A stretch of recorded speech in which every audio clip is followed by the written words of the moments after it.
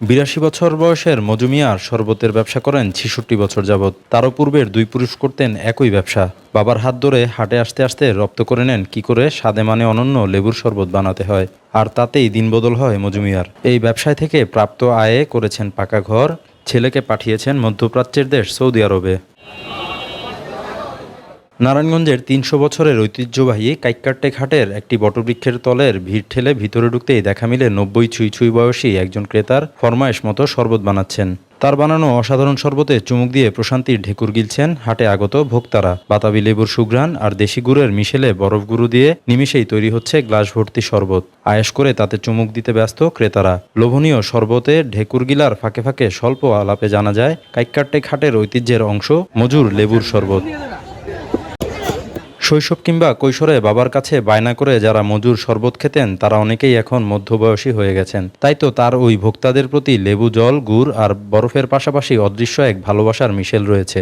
হাটে আসেন কিন্তু মজুর শরবতে চুমুক দেন না এমন মানুষ খুঁজে পাওয়া দুষ্কর। মজু মিয়ার শরবতের জনপ্রিয়তা দেখে অনেকেই একই ব্যবসায় ঝুঁকেছেন। তবুও হাটে যেন সবচেয়ে জনপ্রিয় মজু মিয়ার শরবত। একসময় যারা ২ কিংবা ৫ টাকায় প্রতি গ্লাস শরবত খেতেন তারা এখন ২০ টাকায় নিচ্ছেন। সময়ের প্রয়োজনে দাম বাড়লেও কমেনি মজুর শরবতের জনপ্রিয়তা। তাই দূর দূরান্ত থেকে দল বেঁধে ছুটে আসেন তার শরবত উপভোগের জন্য। আমি কাকা শরবতটা ১৫ বছর আগে খেয়েছি ২ টাকা গ্লাস, এখন ২০ টাকা গ্লাস জিনিসপত্রের দাম বাড়ার কারণে। আর যতটুকু শুনছি কাকা থেকে ওনার ৩ পুরুষের ব্যবসা এটা। তো যতই পরিশ্রম করেন, যতই ক্লান্তি আসুক, আপনি যদি আইসে এখানে এক গ্লাস শরবত খান আপনার অন্তরটা ঠান্ডা হয়ে যাবে এবং অনেক ভালো লাগবে। ভাই ২ টাকা আমলে যখন খাইছি তখন যেই স্বাদ এখন সেম একই স্বাদ। আমরা ছোট থেকে কাকার ধরনের শরবত, আমার বাপ দাদা হয়তেন ধরনের শরবত খায়, মানে আজকের তো না। আর এদিন শরবত অনেক ভালো, কোনো ভেজাল বোতাল নেই। বয়সের ভারে শরীরের চামড়া কুঁচকে গেলেও কর্মময় জীবনে মজু এখনও যেন তরুণ। তাই কারো মুখাপেক্ষী না থেকে এই বয়সেও কাজের মাঝে স্বাচ্ছন্দ্য খুঁজে পান তিনি।